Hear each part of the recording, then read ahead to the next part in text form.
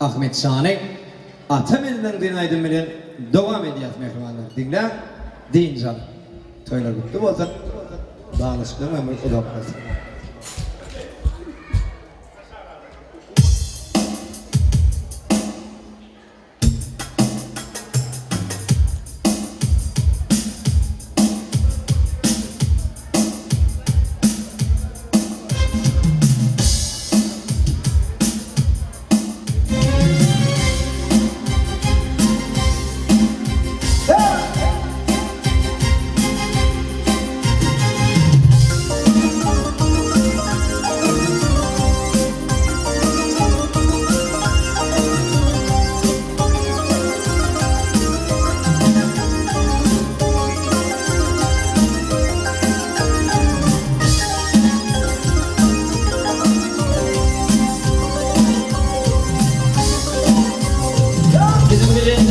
Himran olun ağabey,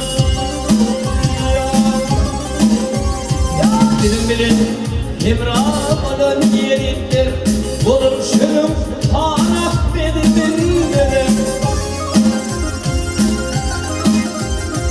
Burnumu kesilsin zalim yerinde, burnumu kesilsin zalim yerinde, olur şunum hanaf benim dedim.